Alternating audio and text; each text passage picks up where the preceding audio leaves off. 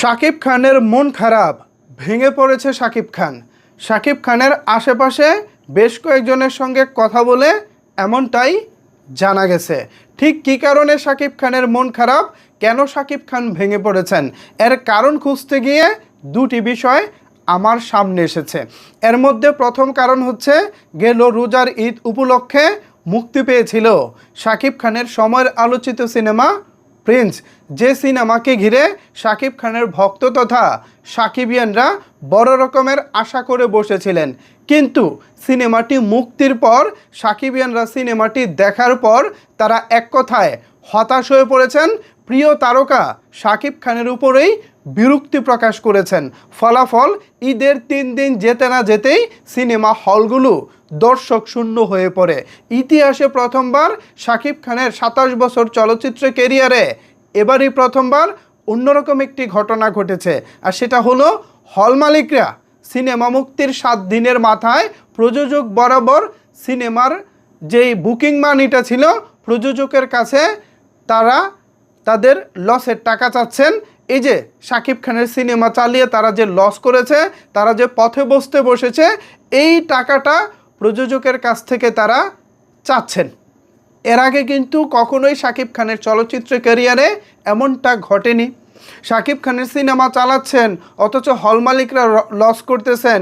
সেই লসের দাবি জানিয়ে প্রযোজককে নিয়ে সংবাদ সম্মেলন করতেছেন কিছু কিছু পরিচালক, কিছু কিছু প্রযোজক, কিছু কিছু প্রদর্শক, কিছু কিছু বুকিং এজেন্ট, সবাই শাকিব খানের দিকে আঙুল তুলতেছে। এমন ঘটনা এর আগে কখনোই দেখা যায়নি।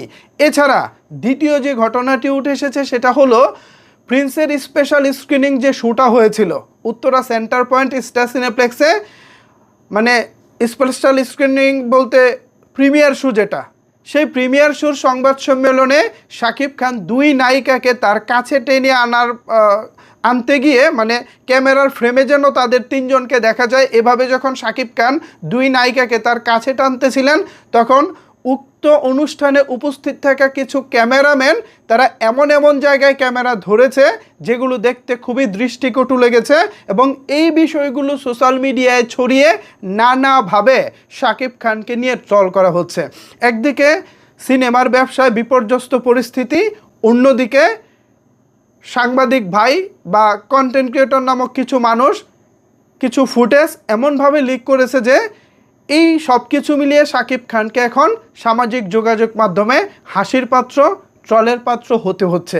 সো এই পরিস্থিতি দেখে শাকিব খান অনেকটাই ভেঙে পড়েছেন। আসলে দোষটা আমি শাকিব খানকেই দিব। প্রথমত হচ্ছে সংবাদ সম্মেলনের ব্যাপারটা, এটা আসলে দোষটা সাংবাদিক ভাইদেরকেও বলবো না, কিছু কন্টেন্ট ক্রিয়েটর যারা এটা করেছে তাদের। আর সিনেমার ক্ষেত্রে আমি দোষটা শাকিব খানকে দিব। সবসময় নতুনদেরকে নিয়ে কাজ করতে গেলে আসলে সমস্যা হবেই। নতুনদেরকে অবশ্যই আপনি সুযোগ দিবেন, তবে সেটা সোলো রিলিজে দেন ভাই। ঈদের মতো বড় ফেস্টিভ্যালে সবসময় নতুনদেরকে দিয়ে দিবেন, এটা আসলে হয় না। আপনি বিশ্বকাপ খেলতে নামবেন, যে এর আগে কখনোই আন্তর্জাতিক ক্রিকেট খেলেনি, হয়তো ঘরোয়া লিগে ভালো করেছে, কিন্তু তাই বলে এমন একটা প্লেয়ারকে আপনি বিশ্বমঞ্চে নামিয়ে দিবেন যার আগে বিশ্বমঞ্চে খেলার অভিজ্ঞতা নাই। এক্ষেত্রে যেটা হবে, সে ব্যাটসম্যান বোল্ড আউট হবে, এটাই স্বাভাবিক। সো আপনি যেটা করেছেন, আপনার উচিত ছিল পরিচালক আবু হায়াত মাহমুদ ভাইকে আপনি ঈদ ছাড়া আগে একটি সিনেমা দেওয়া, সেখানে যদি তিনি নিজেকে প্রমাণ করতে পারতেন তারপর আপনি ঈদের বাজারে তাকে নিয়ে আসতেন, কোনো সমস্যা ছিল না। কিন্তু আপনি প্রথমেই ঈদের মতো বড় বাজারে তাকে সুযোগ দিয়ে আপনি বড় একটা ভুল করে ফেলেছেন। সেই ভুলের মাসুল এখন আপনি, হল মালিক, আপনার ভক্তরা সবাই মিলিয়ে দিতে হচ্ছে। সো যাই হোক, আসলে মানুষের লাইফে উত্থান পতন এবং মানে সাফল্য ব্যর্থতা এগুলো থাকবেই। সো এগুলোর দিকে তাকিয়ে থাকলে হবে না, আপনাকে ঘুরে দাঁড়াতে হবে, আবারও এখান থেকে দারুণ কিছু করতে হবে। আগামীতে রকস্টার আসছে, সেই সিনেমায় মনোযোগ দিন, আশা করি ভালো কিছুই হবে।